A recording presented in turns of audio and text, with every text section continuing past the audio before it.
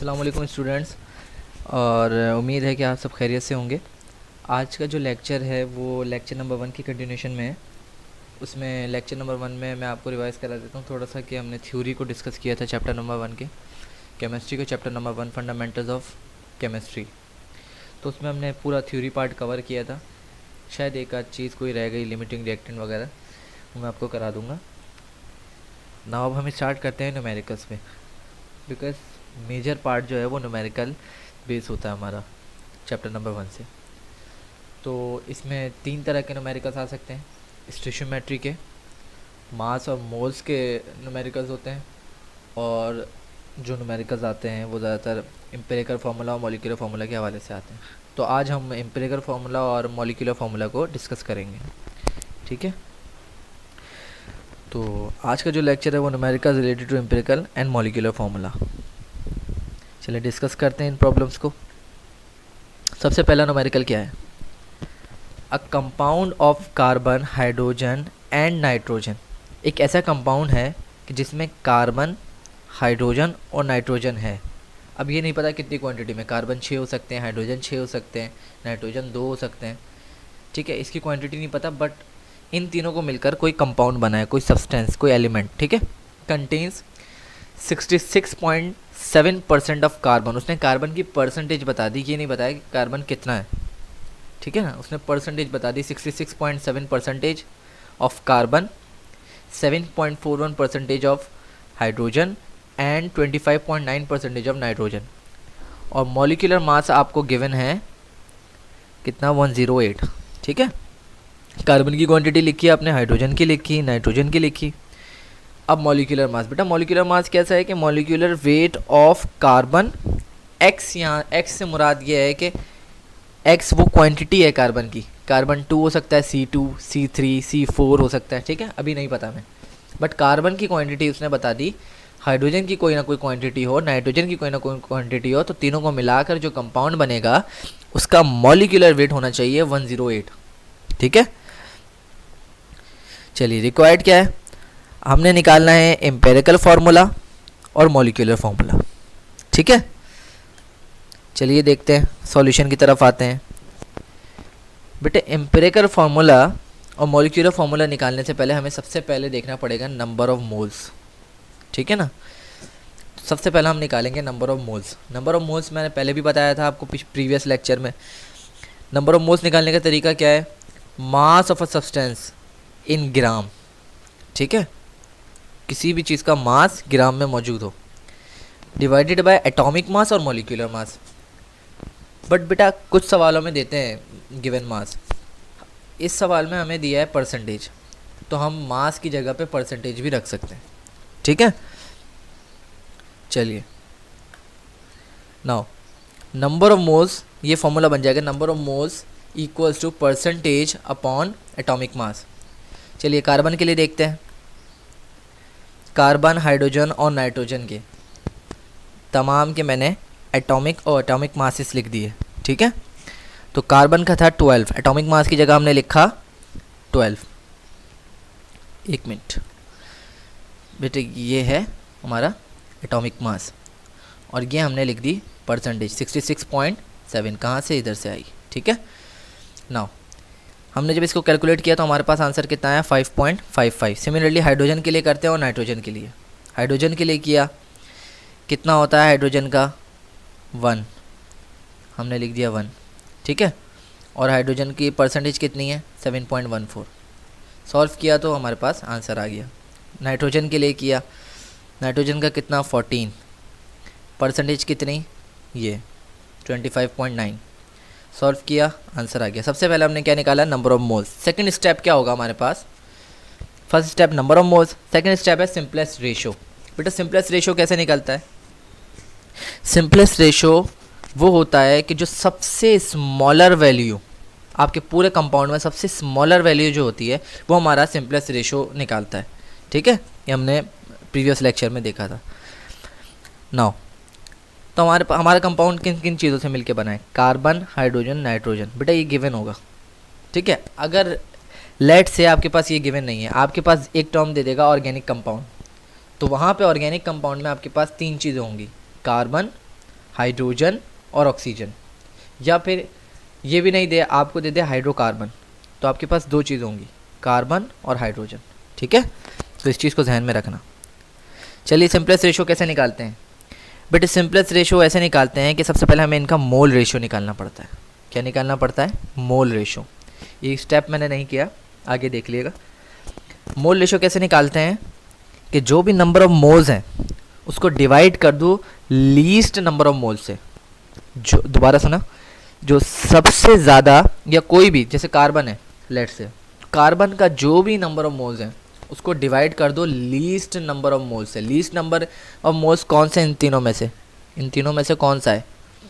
1.85, तो उसे डिवाइड कर दो। सिमिलरली हाइड्रोजन को लो 7.14, लीस्ट नंबर ऑफ 1.85। ठीक है, और 1.85 का लीस्ट क्या होगा बेटा? 1.85। जब इसको हमने डिवाइड किया तो हमारे पास 1 डिवाइड करने पे 3:4:1, यानी कि कार्बन का 3 क्वांटिटी होगी, हाइड्रोजन की 4 क्वांटिटी होगी और नाइट्रोजन की सिंगल। बेटा ये जो तरीका है सिंपलेस्ट रेशो का, याद करो जब हम मॉलिक्यूलर फार्मूला से एम्पिरिकल फार्मूला निकालते थे तो हम सिंपलेस्ट रेशो का सहारा लेते थे। तो बेटा यहाँ पे भी जो हमने निकाला है 3:4:1, ये हमने एम्पेरिकल फार्मूला निकाला है अपना। क्या निकाला है? Empirical formula. बेटा 3 आया तो सी के साथ 3 लिख दिया, 4 आया तो हाइड्रोजन के साथ 4 लिख दिया, नाइट्रोजन के साथ 1। ठीक है, अब निकालते हैं हम अपना मॉलिक्यूलर फार्मूला। तो बेटा मॉलिक्यूलर फार्मूला निकालने के लिए हमें दो चीज़ों की ज़रूरत है। हमारे पास मॉलिक्यूलर मास होना चाहिए और जो भी एम्पेरिकल फार्मूला है उसका भी मास होना चाहिए। इट मीन्स कि एम्पेरिकल फार्मूला मास निकालना है हमें। ठीक है, तो यहाँ पे एक चीज़ गौर करना कि एम्पेरिकल फार्मूला मास कैसे निकलता है। बेटे सपोज़ करो कि आपके पास कोई मॉलिक्यूल लिखा है C3H4n, इसका मॉलिक्यूलर मास कैसे निकालते? भाई 3 को मल्टीप्लाई करते कार्बन के एटॉमिक मास से, 4 को मल्टीप्लाई करते हाइड्रोजन के एटॉमिक मास से, 1 को मल्टीप्लाई करते नाइट्रोजन के एटॉमिक मास से, ऐसे ही निकालते। तो इसको अभी थोड़ी देर के लिए सपोज़ करो ये है कोई मॉलिक्यूल, तो आपको इसका मॉलिक्यूलर मास निकालना है। ठीक है, तो वो इसी तरीके से निकलेगा। एम्पिरिकल फार्मूला का जो मॉलिक्यूलर मास होता है उसको हम बोल देते हैं एम्पिरिकल फार्मूला मास, और कोई इसमें फ़र्क नहीं है। ठीक है, तो वैसे ही हमने निकाला, हमने 12 मल्टीप्लाई बाय 3, 1 मल्टीप्लाई बाय 4 और 14 मल्टीप्लाई बाय 1 करके सॉल्व किया तो हमारे पास आंसर आया 54। ठीक है, तो हमारे पास दो चीज़ें चाहिए, मॉलिक्यूलर मास और एम्पिरिकल फार्मूला मास। बेटा मॉलिक्यूलर मास हमें गिवन था, मॉलिक्यूलर मास हमें कितना गिवन था? 108। ठीक है, एम्पिरिकल फार्मूला मास हमने निकाल लिया। चलिए देखते हैं। नाउ अब हमें इसके थ्रू n की वैल्यू मिल जाएगी। n की वैल्यू क्या है बेटा? n की वैल्यू, इसको ऐसे समझो, अभी बल्कि आगे समझ में आ जाएगा आपको। n की वैल्यू वो होती है जो हमने मॉलिक्यूलर फार्मूला निकालने के लिए एक उसमें फार्मूला लिखा था मैंने प्रीवियस लेक्चर में कि n equals to molecular mass upon empirical formula mass. बेटा n वो मल्टीपल है कि जिसके थ्रू मॉलिक्यूलर फार्मूला निकलेगा। n वो वैल्यू है कि जिसको अगर मॉलिक्यूलर फार्मूला के साथ मल्टीप्लाई कर दिया जाए तो हमारे पास एम्पिरिकल मॉलिक्यूलर फार्मूला निकल आता है। लेट से C3H4n लिखा है आपके पास, इसके साथ अगर मैं 2 को मल्टीप्लाई कर देता हूँ, सपोज़ करो ये 2 जो है मेरा n है, तो अगर मल्टीप्लाई कर देता हूँ तो मेरे पास क्या हो जाएगा? 2 मल्टीप्लाई होगा 3 से पहले, तो ये कार्बन का हो जाएगा 6, फिर 2 मल्टीप्लाई होगा 4 से, तो हाइड्रोजन का हो जाएगा 8, और नाइट्रोजन का 2 मल्टीप्लाई होगा तो बेटा ये हो जाएगा 2n2। तो बेटा इस तरीके से जो फार्मूला निकलेगा ये हमारे पास मॉलिक्यूलर फार्मूला होगा। ठीक है, now n equals to molecular formula mass upon empirical formula mass. ठीक है, दोनों मॉलिक्यूलर मास बोल दो और divided by empirical formula mass. ठीक है, तो एम्पिरिकल फार्मूला मास निकाल दिया था हमने, वैल्यूज पुट करी और ये हमारे पास n की वैल्यू आ गई 2। ठीक है, नेक्स्ट अब निकालना है हमें molecular formula, the last step. ठीक है, कि कौन कौन से, सबसे पहले हमने मोल्स निकाले, सबके बारी बारी मोल्स निकाल लिए परसेंटेज अपॉन एटॉमिक मास से। सेकंड थिंग क्या की हमने? सिंपलेस्ट रेशो निकाला, कैसे? उसमें मोल रेशो निकाल कर, लीस्ट वैल्यू देखकर। ठीक है, उसके बाद हमने निकाला empirical formula, then empirical formula mass. ठीक है, अगर स्टेप भूल जाओ तो ये याद रखना कि n निकालना है, तो n का फार्मूला में से चीज़ें देख लेना जो जो आपको अननोन है। बेटा एम्पिरिकल फार्मूला मास अननोन होगा तो आप इस तरीके से निकाल लोगे।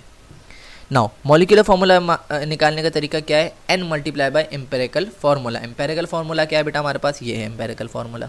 ठीक है, ये वाली चीज़ हमारा एम्पिरिकल फॉर्मूला है, उसको मल्टीप्लाई कर दो n से।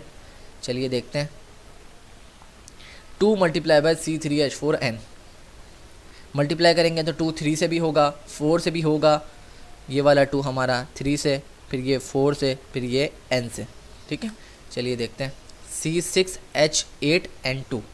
ठीक है, तो ये वाला हमारे पास मॉलिक्यूलर फार्मूला। तो हमारे पास रिक्वायर्ड क्या था, एम्पिरिकल फार्मूला और मॉलिक्यूलर फार्मूला। तो आ गई दोनों चीज़ें हमारे पास, एम्पिरिकल फार्मूला भी आ गया और मॉलिक्यूलर फार्मूला आ गया। ठीक है, इस तरीके से ये सवाल सॉल्व हो जाएगा। चलिए नेक्स्ट क्वेश्चन देखते हैं कुछ।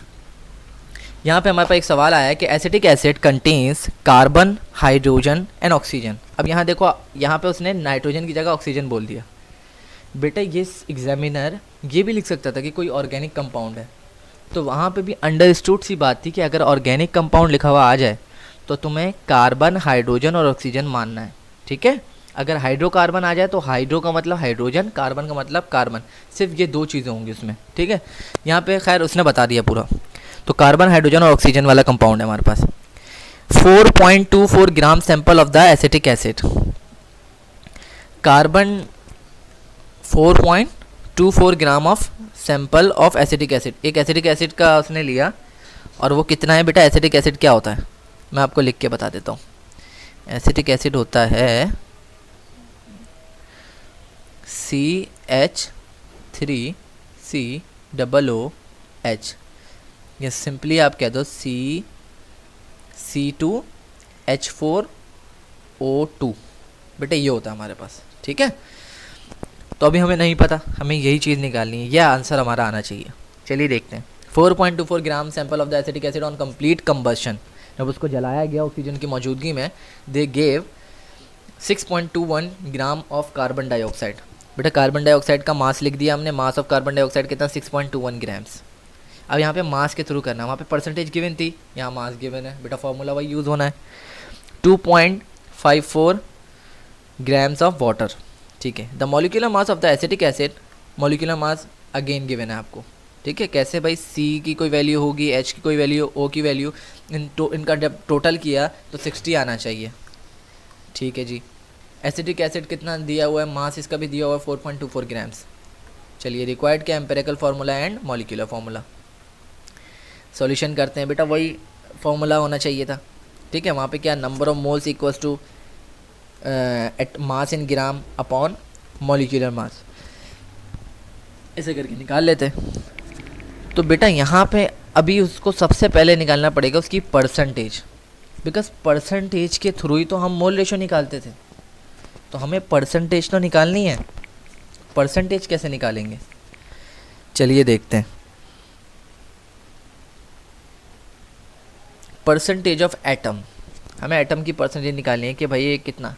असल में प्रॉब्लम ये है कि वहाँ पे number of moles of atom निकालना था, तो बेटा वहाँ पे एटम था, जैसे कार्बन, यहाँ पे कार्बन डाइऑक्साइड दे दिया, यानी कि यहाँ पे पूरा कंपाउंड दे दिया, और H2O दे दिया। अगर सिर्फ H2 का ग्राम देता और कार्बन का ग्राम देता तो हम वही फार्मूला इस्तेमाल करते, वहाँ पे परसेंटेज की जगह मास इन ग्राम लिख देते। यहाँ पे उसने मॉलिक्यूल्स दिए हैं, अब मॉलिक्यूल्स के थ्रू, अब जैसे कि कार्बन डाइऑक्साइड है तो इसमें कितना कार्बन है ये निकालना पड़ेगा, तो उसकी परसेंटेज निकालेंगे। अब H2 है तो इसमें हाइड्रोजन कितना है ये निकालना पड़ेगा। ठीक है बेटा, टोटल 100 होना चाहिए। तो इसका फॉर्मूला क्या है, percentage of atom equals to atomic mass upon molecular mass. उस एटम का एटॉमिक मास कितना है, लेट से कार्बन है तो कितना होगा 12, और अपॉन मॉलिक्यूलर मास जिससे निकाल रहे हो। बेटा मुझे बताओ कार्बन किस में से निकालोगे, इसमें से निकालोगे, सॉरी बेटा कार्बन किस में से निकालोगे, इसमें से निकालोगे, कार्बन डाइऑक्साइड में से कि H2O में से, ऑब्वियसली कार्बन डाइऑक्साइड में से ना। तो बेटा उसका मॉलिक्यूलर मास, जैसे कि कार्बन डाइऑक्साइड का कितना बनेगा, कार्बन का 12, ऑक्सीजन का 32, तो ये हो जाता है कितना 44। ठीक है, तो वो पुट करोगे इधर। फिर आता है multiply by mass of compound. Mass of compound, पूरे कंपाउंड का मास कितना दिया है बेटा, जो भी कंपाउंड पकड़ा आपने, कौन सा कार्बन डाइऑक्साइड पकड़ा तो कितना है 6.21, इसका मास लिखेंगे। और मास ऑफ द सैंपल जिसके लिए निकाल रहे हो, जिसका मॉलिक्यूलर मास गिवन है, जिसमें CHO पूरा चीज़ें हैं, उसका मास लोगे। बेटा उसका मास कितना दिया हुआ है, ये वाला मास है कितना, एसिटिक एसिड का। ठीक है, 1-2 बार करोगे याद हो जाएगा, इसको बस मेमोराइज़ करो याद हो जाएगा, ऐसा कोई मसला नहीं है। तो सबसे पहले क्या, atomic mass upon molecular mass multiply by mass of the compound upon mass of the sample. चलिए देखते हैं हमारे पास सबके गिवन है, कार्बन का 12, हाइड्रोजन का 1 और ऑक्सीजन का 16। फॉर्मूले में पुट करते हैं, हमने percentage of the atom, percentage of the carbon निकालने हैं, ठीक है, इक्वल्स टू एटॉमिक मास क्या है बेटा, कार्बन का 12 होता है, अपॉन मॉलिक्यूलर मास, कार्बन किस में मौजूद है, कार्बन डाइऑक्साइड में, उसका मॉलिक्यूलर मास निकालोगे 44 आएगा, कार्बन का 12, ऑक्सीजन का 32 प्लस करोगे 44 आएगा, ठीक है। नाउ अब multiply by mass of compound, mass of compound बेटा कौन सा पकड़ा आपने, कार्बन डाइऑक्साइड में से निकाल लो कार्बन को, तो बेटा कार्बन डाइऑक्साइड का मास कितना दिया हुआ है 6.21 ग्राम्स, ठीक है, डिवाइडेड बाय, अब वो कहता है कि मास ऑफ द सैंपल, बेटा मास ऑफ द सैंपल, सैंपल क्या है, यहाँ पे देखो सवाल में लिखा है 4.24 gram sample of the acetic acid, तो ये सैंपल है हमारा, ठीक है, तो 4.24 आपने लिख दिया, मल्टीप्लाई बाय 100 क्यों, परसेंटेज के लिए मल्टीप्लाई बाय 100 करते हैं, ठीक है, तो हमारे पास आया 39.94, ठीक है। नेक्स्ट करते हैं परसेंटेज ऑफ हाइड्रोजन, ठीक है, परसेंटेज ऑफ हाइड्रोजन क्या है, इसको भी ऐसे निकालोगे। अब यहाँ पे बोलोगे सर एटॉमिक मास हाइड्रोजन का तो 1 होता है, आपने 2 क्यों लिखा, बेटे ये बच्चा गलती करता है, यहाँ पे आपने 2 क्यों लिखा, देखो वो H2O में हाइड्रोजन की क्वांटिटी कितनी है, 2 है ना, अगर आप 1 लिख देते तो 1 की क्वांटिटी आती, यहाँ पे तो 2 इन्वॉल्व है हाइड्रोजन, तो यहाँ 2 की क्वांटिटी लिखोगे तो बेटा 2 हाइड्रोजन का कितना हुआ, 2 हुआ, क्योंकि एक का कितना होता है एटॉमिक मास 1 होता है, अपॉन मॉलिक्यूलर मास, वाटर का मॉलिक्यूलर मास कितना बेटा H2 यानी कि 2, और ऑक्सीजन कितना बेटा 16, 2 और 16 कितना हुआ बेटा 18, ठीक है, कितना मुश्किल हो गया चलो कोई बात नहीं, multiply by mass of the compound, mass of the compound क्या है भाई, मास ऑफ द कंपाउंड H2O का मास कितना है भाई 2.54 दिया हुआ है सवाल में, ये देखो ये वाला दिया हुआ है, ठीक है, upon 4.24 mass of the sample पता है हमें, सॉल्व किया आंसर आ गया। सिमिलरली ऑक्सीजन का, अब ऑक्सीजन का बोलो सर ऑक्सीजन का क्यों नहीं निकाला, ऑक्सीजन का भी निकालो बेटा, निकाल सकते थे, ठीक है, लेकिन हमने क्या किया, हमने कहा भाई टोटल परसेंटेज कितनी, हम होशियार इंजीनियरिंग के स्टूडेंट हैं, हमने कहा भाई टोटल कितना 100 होता है, 2 की पता लग गई, दोनों को प्लस करो 100 में से माइनस कर दो, जो क्या होगी वो हमारी ऑक्सीजन की होगी, ठीक है, तो होशियारी से काम करना है। अब बेटा सबसे पहले आपने परसेंटेज ऑफ एटम, अगर परसेंटेज नहीं दी हुई तो परसेंटेज निकालनी पड़ेगी हर इंडिविजुअल एटम की, ठीक है। नेक्स्ट मोल रेशो निकालना है, मोल रेशो क्या बेटा, वो जो वहाँ पे सिंपलेस्ट रेशो के नीचे काम किया था ना, ये वही चीज़ है, अलग से स्टेप में कर रहे हैं हम, चलो देखते हैं। परसेंटेज अपॉन एटॉमिक मास, मोल रेशो कैसे निकालना है, परसेंटेज अपॉन एटॉमिक मास, चलिए देखते हैं भाई, परसेंटेज कितनी 39.94 डिवाइडेड बाय कार्बन का एटॉमिक मास कितना 12, आंसर आ गया। मोल रेशियो ऑफ हाइड्रोजन कितना, परसेंटेज कितनी थी 6.65 डिवाइडेड बाय हाइड्रोजन का कितना होता है 1 होता है। चलिए मोल रेशियो ऑफ ऑक्सीजन, बेटा वहाँ पे एक हाइड्रोजन का आया, वहाँ पे 2 थे तो 2 को ओवरकम करने के लिए 2 रखा था, यहाँ पे एक हाइड्रोजन है तो एक ही लेंगे, ठीक है। मोल रेशियो ऑफ ऑक्सीजन कितना है 53.4, ऑक्सीजन का कितना 16, सॉल्व किया आंसर आ गया। नेक्स्ट अब निकालना है सिंपलेस्ट रेशियो, सिंपलेस्ट रेशियो आपने लाजमी निकालना है। सिंपलेस्ट रेशियो किस काम आता है, एम्पेरिकल फार्मूला निकालने के लिए, जब एम्पेरिकल फार्मूला एक बार आ गया तो आपके पास मॉलिक्यूलर फार्मूला भी आ जाएगा। चलिए देखते हैं कंपाउंड में क्या क्या चीज़ें होनी चाहिए, ऑर्गेनिक कंपाउंड है CHO होना चाहिए। चलिए सिंपलेस्ट रेशियो लिखते हैं, सिंपलेस्ट रेशियो की तरीका क्या है बेटा, उस इन तीनों रेशोज़ में से, मोल रेशोज़ में से देखना है सबसे ज़्यादा छोटा वाला कौन, छोटा वाला कौन, छोटा वाला कौन, देखते हैं दोबारा से, इनमें सबसे छोटा कौन लग रहा है 3.32, चलो इसको ले लिया कार्बन का, तो बेटा सबसे डिवाइड करा दो, कार्बन 3.32 को कार्बन का था उसको डिवाइड करा दिया 3.32 से, हाइड्रोजन का था 6.65 डिवाइड करा दिया 3.32 से, ऑक्सीजन का 3.34 था डिवाइड करा दिया 3.32 से। जब सॉल्व किया इनको तो आंसर आया 1:2:1, ठीक है। तो हमारे पास कितना हो गया एम्पेरिकल फार्मूला, C का 1, हाइड्रोजन का 2, ऑक्सीजन का 1, एम्पेरिकल फार्मूला निकल के आ गया CH2O, ठीक है। अब हमें N निकालने के लिए एम्पेरिकल फार्मूला मास भी चाहिए होता था, मॉलिक्यूलर फार्मूला मास तो दिया हुआ है क्वेश्चन में गिवन था, तो अब हमें निकालना है, तो कैसे निकालेंगे, जैसे मॉलिक्यूलर मास निकालते हैं, कार्बन का 12, हाइड्रोजन का 2 मल्टीप्लाई बाय ऑक्सीजन का कितना 16 मल्टीप्लाई बाय 1, सॉल्व किया 30 आया, एन निकालना है बेटा, N equals to molecular formula mass upon empirical formula mass. Molecular formula mass सवाल में गिवन था बेटा, कितना गिवन था, मेरा ख्याल है 60 गिवन था, 60 अपॉन 30 इक्वल्स टू 2 आ गया बेटा। इसको मल्टीप्लाई कर दो एम्पिरिकल फार्मूला से, आपके पास आ जाएगा मॉलिक्यूलर फार्मूला, ठीक है। 2 मल्टीप्लाई बाय CH2O, सॉल्व किया, हमारे पास आ गया C2H4O2, या इसको अगर ब्रेक करके देखो तो CH3COOH होता है, और यही तो एसिटिक एसिड होता है, ठीक है। तो हमारे पास आंसर दोनों आ गए, एम्पिरिकल फार्मूला भी आ गया और मॉलिक्यूलर फार्मूला भी आ गया, ठीक है। ये ज़रूरी नहीं है आप रीअरेंज करो CH3COOH, आप वैसे आंसर लिख दोगे तो कोई प्रॉब्लम नहीं है। चलिए नेक्स्ट क्वेश्चन देखते हैं। 1 gram of sample of butane, हमारे पास सैंपल का मास दे दिया है, मास of the sample. Hydrocarbon fuel, hydrocarbon मतलब सिर्फ कार्बन और हाइड्रोजन, ऑक्सीजन नहीं होगा, ठीक है। Was burn in the axis of oxygen, अब एक फ्यूल को हमने बर्न किया, फ्यूल हमेशा हाइड्रोकार्बन से ही होता है, उसको हमने बर्न किया ऑक्सीजन की मौजूदगी में, तो yield 3.03 grams of carbon dioxide, again grams दे दिया, मास दे दिया, मास ऑफ द कंपाउंड, ठीक है। फिर 1.55 सेम तरीका है, वैसे ही सॉल्व होगा। कार्बन का दिया, वाटर का दिया, मॉलिक्यूलर मास दे दिया, ठीक है। मॉलिक्यूलर वेट हमने निकाल लिया, CH का हमें दिया है 58, ठीक है। नेक्स्ट क्या गिवन है हमारे पास, required empirical formula, molecular formula, same वही चीज़ करेंगे, atomic mass upon molecular mass, याद कर लो, percentage of atom equals to atomic mass of the atom, ठीक है। एटॉमिक मास एटम का होता है, molecular mass multiply by mass of compound upon mass of sample. Mass of sample बेटा कितना 1 दिया हुआ है, ठीक है, ये मास ऑफ सैंपल है। चलिए कार्बन का 12, हाइड्रोजन का 1, तीनों के लिए सॉल्व किया, परसेंटेज निकल आई बेटा। यहाँ पे देखो 83 आई कार्बन की, हाइड्रोजन की कितनी आई 17, याद रखो यहाँ पे 2 रखना है, यहाँ 2 रखना है, ये गलती नहीं करनी 1 करके, ठीक है। 17 आ गया, 83 और 17 मिला के 100 बनता है बेटा, तो इसका मतलब ऑक्सीजन की कोई क्वांटिटी नहीं है। ये स्टेप करने की ज़रूरत नहीं थी, ये सिर्फ आपको बताने के लिए कि कभी भूल जाओ हाइड्रोकार्बन भूल जाओ तो बेटा ऑक्सीजन का भी निकाल लेना, 0 ही आएगा, ठीक है। तो इस कंपाउंड में से 2 ही चीज़ें, परसेंटेज निकाल लिया, अब आपको निकालना है मोल रेशो। चले मोल रेशो निकालते हैं, परसेंटेज अपॉन एटॉमिक मास। कार्बन का निकाला तो बेटा 83% डिवाइडेड बाय एटॉमिक मास कितना 12, सॉल्व किया, आंसर आ गया 17। ऑक्सीजन है नहीं है बेटा, ठीक है। इसमें सबसे लीस्ट कौन सा बेटा, 17 के 6.91, तो इन दोनों से डिवाइड करा देंगे तो हमारे पास क्या आ जाएगा, सिंपलेस्ट रेशो।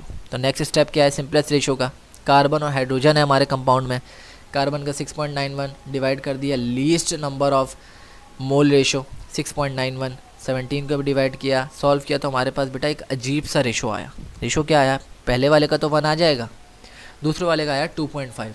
तो बेटा हमने कभी ऐसा देखा, कार्बन 2.5 हाइड्रोजन 3.5 ऐसे करके तो कभी नहीं देखा। तो बेटा इसको सही करने के लिए, इसको होल नंबर में कन्वर्ट करने के लिए हम एक ट्रिक करेंगे। ट्रिक क्या करेंगे, बोथ साइड किसी ऐसे नंबर को मल्टीप्लाई करा दें कि जो इसको होल नंबर में कन्वर्ट कर दे। बेटा 1 से कराएंगे दोबारा वही रहेगा, 2 से कराते हैं, 2 मल्टीप्लाई बाय 1 और 2 मल्टीप्लाई बाय 2.5, बेटा 2.5 और 2.5 कितना होता है 5 हो जाएगा, होल नंबर है, तो ये कितना हो जाएगा 2:5, ठीक है। तो इस तरीके से हमें एम्पिरिकल फार्मूला मिल जाएगा, ठीक है। इसकी ये ट्रिक याद रखना बस, ठीक है। तो आया C2H5, एम्पिरिकल फार्मूला मास निकालेंगे, अगेन 29 आया हमारे पास। अब N की वैल्यू निकालते हैं, मॉलिक्यूलर मास गिवन था हमें कितना 58, ठीक है, अपॉन 29, सॉल्व किया तो बेटा 2 आया अगेन। अब आप बोलो हर सवाल में 2 आ रहा है, बेटा 3 भी आ सकता है, इत्तेफाक से ऐसा तो कोई सवाल है, ठीक है। चलो मॉलिक्यूलर फार्मूला निकाला तो कैसे आया, 2 मल्टीप्लाई करा दिया तो ये बना C4H10। चलिए आंसर देखते हैं, एम्पिरिकल फार्मूला भी आ गया, मॉलिक्यूलर फार्मूला। चलिए नेक्स्ट क्वेश्चन करते हैं, ठीक है। अब सवाल आया है, अब ये थोड़ा सा सवाल चेंज है भाई, देख लो इसको, ठीक है। ये पास ईयर पेपर का सवाल है, इसमें कोई भी चीज़ नहीं है, बट STP और वॉल्यूम को देख के आपको सवाल को समझना है।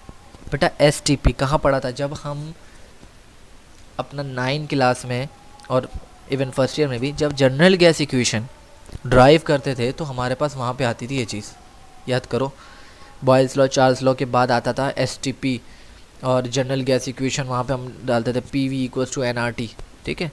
तो बेटा वॉल्यूम दिया हुआ है, स्टैंडर्ड टेम्परेचर प्रेशर, बेटा स्टैंडर्ड टेम्परेचर क्या होता है 273 केल्विन, याद कर लो हमेशा के लिए, जहाँ लिखा हो ये डालना है। प्रेशर बेटा स्टैंडर्ड क्या होता है 1 atm, याद कर लो हमेशा यही डालना है, ठीक है। चलो empirical formula of the compound दिया हुआ है, अभी तक किसी सवाल में नहीं दिया था, इन्होंने दे दिया, चलिए दे दिया एम्पेरिकल फार्मूला।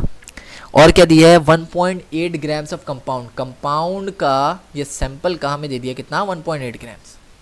इसका वॉल्यूम देता है 448 cm क्यूब, 448 cm क्यूब। बेटा गैशियस है, सबसे पहले गैशियस आया तो बेटा आग बंद करके इक्वेशन लगा दो PV इक्वल्स टू nRT, ठीक है, क्योंकि गैस की होती है वो जनरल गैस इक्वेशन है, किसी भी गैस पे लगा दो उठाकर।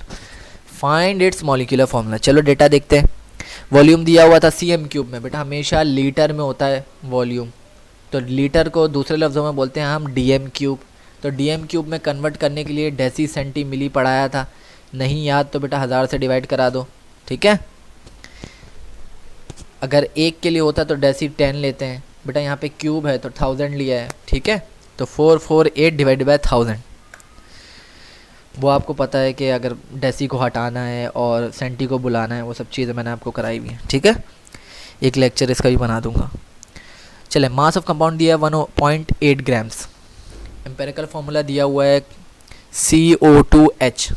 अब आपको निकालना है मॉलिक्यूलर फार्मूला, बहुत इजी हो गया। रिक्वायर्ड क्या है मॉलिक्यूलर फार्मूला, सॉल्यूशन देखते हैं। चलो, दिया हुआ है PV इक्वल्स टू nRT।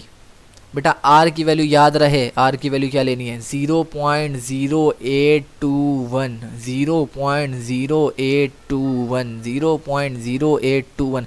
अगर मीटर क्यूब में दिया हुआ हो, वॉल्यूम आपका मीटर क्यूब में, तो हम वही रखते हैं 8.314। अभी यहाँ पे क्या है बेटा, और वहाँ पे पास्कल हो प्रेशर, ठीक है। अभी इधर देखो क्या दिया हुआ है 0.0821 ATM, याद कर लो, ठीक है, या ये गिवन हो सकता है, ठीक है। आपकी कैलकुलेटर में भी गिवन होता है ये, लेकिन कैलकुलेटर वाला आपका ये नहीं होता, होता है 8.314। जब आपको DMQ और ATM में दिया हो तो आपको ये वैल्यू लेनी है R की। R क्या है, यूनिवर्सल गैस कांस्टेंट, ठीक है।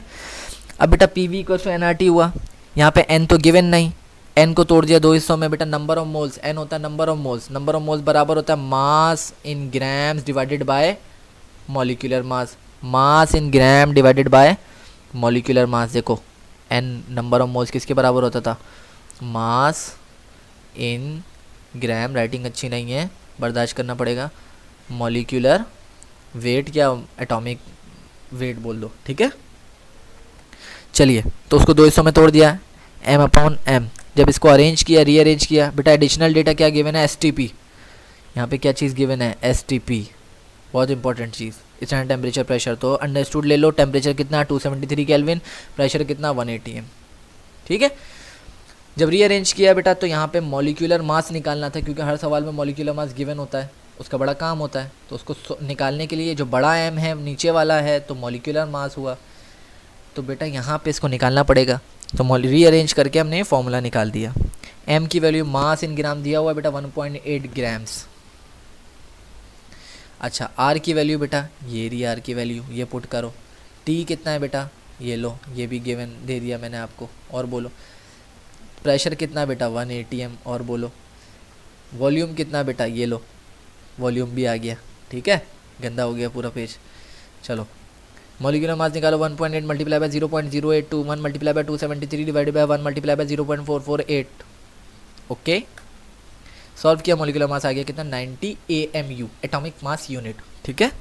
चलो, एम्पेरिकल फार्मूला मास निकालना है, कैसे निकालोगे, एम्पेरिकल फार्मूला गिवन था, एम्पेरिकल फार्मूला मास निकाल दो। कैसे भाई, कार्बन का 12, ऑक्सीजन 2 है तो 32 हो गया बेटा, मल्टीप्लाई बाय 2 मैंने डायरेक्ट लिख दिया। हाइड्रोजन कितना हुआ 1 हुआ बेटा, कितना हो गया टोटल ये 45 AMU, एटॉमिक मास यूनिट। ये भी तो मॉलिक्यूलर मास ही है एक तरीके से देखा जाए। n की वैल्यू निकालेंगे, molecular formula mass upon empirical formula मास, कितना आया 90/45 इक्वल्स टू 2, फिर सर 2 आ गया बेटा, कुछ भी आ सकता है, 2 याद नहीं करना, ठीक है। चलो, molecular formula equals to n multiply by empirical formula. कैसे निकालेंगे, 2 को मल्टीप्लाई कर दें तो कार्बन 2 हो गए, ऑक्सीजन 4 हो गए, 2 थे तो हाइड्रोजन कितना हो गया 2 हो गया। तो इस तरीके से मॉलिक्यूलर फार्मूला भी हमारे पास निकल आया, ठीक है। तो बेटा ये तमाम मैंने 4 न्यूमेरिकल्स कराए, आई होप कि आप लोगों को समझ आया होगा। चलिए, अब आ गया काम, असाइनमेंट। असाइनमेंट में मैं आपको कुछ क्वेश्चंस दूंगा, ईमानदारी से बेटा, बड़ी मेहनत लगती है वीडियो बनाने में, ये सब चीज़ें टाइप करने में, प्रिंट में, आपके लिए अट्रैक्टिव बनाने के लिए, तो थोड़ा सा हमारा भी ख्याल कर लो। और इसकी तैयारी सही से कर लो। मैं आपको कुछ असाइनमेंट्स दे रहा हूँ, ये बेटा पास्ट ईयर पेपर से आए हैं, इसकी जम के प्रैक्टिस करो, मुझे फिर उसको सेंड कर देना, मैं चेक कर लूँगा, जो गलती होगी बता दूँगा, ठीक है। मेरे पास पहला दिया हुआ है क्या है, ethylene glycol is use as an antifreeze combustion of 6.38 milligram. बेटा यहाँ पे mg है, mg को कन्वर्ट कर लेना ग्राम में, 6.38 मिली। बेटा मिली को हटाना है तो एक्सपोनेंट -3 लिख देना, या फिर 1000 से डिवाइड करा देना। चलो, ऑफ इथिलीन ग्लाइकोल गिव्स 9.06, फिर मिली आ गया, मिली को कन्वर्ट करो, 5.58, फिर मिली आ गया, मिली को कन्वर्ट करो। इथिलीन ग्लाइकोल कंटेन्स CHO, पहले से दे दिया, या फिर बोलता ऑर्गेनिक कंपाउंड CHO है, इसमें मॉलिक्यूलर मास दिया हुआ है, बहुत आसान सवाल है, पीछे से देख लेना, ठीक है। सॉल्व करो इसको। कंबशन ऑफ 0.8 ग्राम्स, सही है ग्राम में, ऑफ हाइड्रोकार्बन प्रोड्यूस 1.515 ग्राम्स, सही है। 0.77 ग्राम्स, सही है। बेटा कंपाउंड दिया हुआ, यहाँ पे पहले परसेंटेज निकालनी पड़ेगी, ठीक है, ये भी हो जाएगा। Next, what is the molecular formula of the compound which contains 80%, percentage वाला सवाल जाके देख लो, हाइड्रोकार्बन, ठीक है, ये भी हो जाएगा, बहुत आसान है। An organic compound producing air pollution contains 8.73 carbon chlorine. बेटा क्लोरीन का मॉलिक्यूलर मास शायद ना पता हो आपको, ओ सॉरी एटॉमिक मास, मॉलिक्यूल तो है ही नहीं है, एटम है, तो बेटा दे दिया मैंने नीचे, कार्बन का 12 और बोलो, क्लोरीन का 35.5, फ्लोरीन का भी दे दिया 19, ठीक है। Find the molecular formula mass, solve कर लो, बहुत इजी है। An organic compound containing carbon hydrogen oxygen has, फिर अगेन परसेंटेज दे दी, कार्बन और हाइड्रोजन ही है दोनों, इजी हो गया। और मॉलिक्यूलर फॉर्मूला आपने निकालना है। ऑब्वियसली मॉलिक्यूलर फॉर्मूला लिखा है तो आपको उससे पहले एम्पिरिकल फॉर्मूला भी निकालना पड़ेगा, तो इसमें वो भी निकालना पड़ेगा अगर लिखा नहीं तो, ठीक है। आई होप ये लेक्चर आपको समझ आया होगा। बेटा ये लेक्चर नंबर 2 था, इसके बाद मैं मज़ीद लेक्चर्स आपको सेंड करूँगा, मैं देखूँगा कैसा रिस्पॉन्स आ रहा है, और अगर आपको इसमें कोई इम्प्रूवमेंट चाहिए तो मुझे ज़रूर बताओ, ठीक है। चलो, गुड लक, अल्लाह हाफिज़।